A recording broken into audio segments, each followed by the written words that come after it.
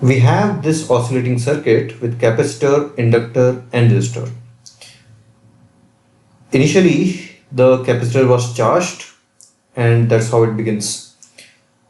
We need to find the ratio of voltage across the capacitor to its peak value at the moment immediately after closing the switch.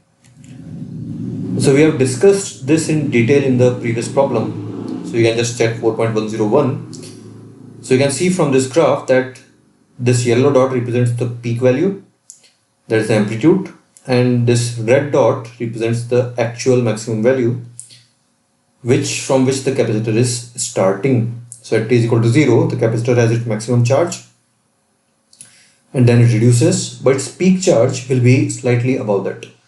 So he's asking that ratio. So what will be the ratio of this value divided by this total value, total peak value. So let's find what those values are by first finding the equation of the variation of charge.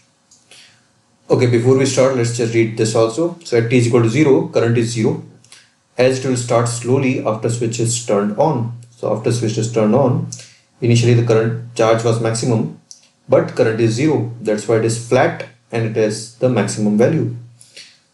Hence the maxima in graph at t is equal to 0. So from there it's false. So now, by the way, this has nothing to do with the problem.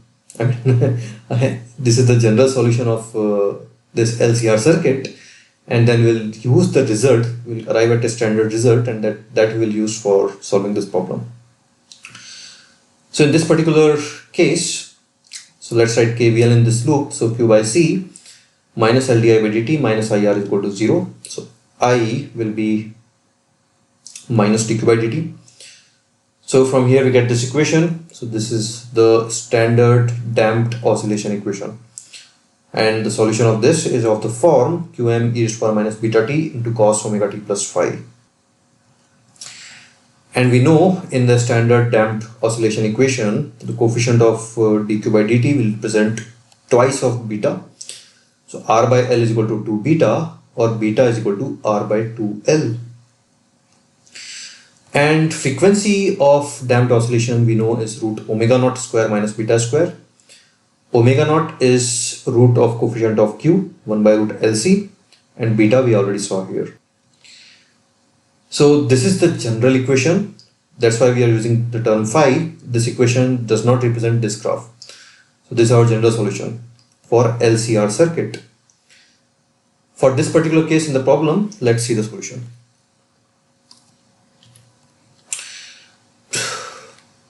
Excuse me. So this is our equation which we need to solve. So this is the general equation. So let's differentiate this. So why we are differentiating? Because we know at t is equal to 0, the slope is 0. So let's differentiate that and equate it to 0 at t is equal to 0. So dq by dt is equal to Qm e raised to power minus beta t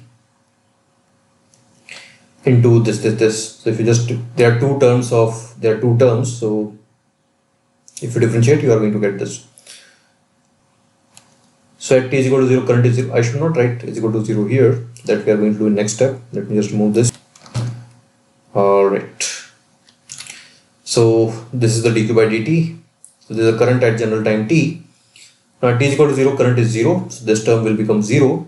That means minus beta cos phi minus omega sin phi is equal to 0, or tan phi is equal to minus beta by omega. Now what we are asked in the problem is V upon V peak. Now we know V is proportional to Q in case of capacitor. So the ratio we need is Q by Q of Q peak.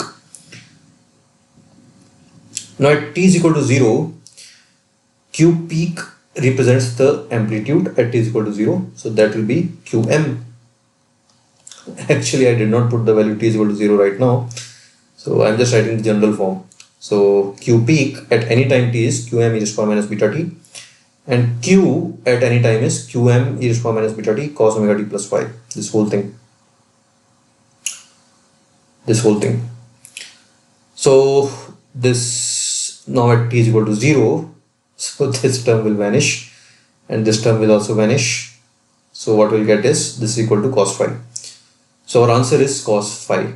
So what is cos phi? So if tan beta is this, cos phi is omega upon root omega square plus beta square. See, this ratio has to be positive because both terms are above axis. Now we know omega is root of omega naught square minus beta square. So we do that. So we get 1 minus beta square by omega naught square. So we'll put the value of beta as r by 2l and omega naught as 1 by root LC, and this will be our answer. So this is the required ratio, and of course it is less than 1. All right.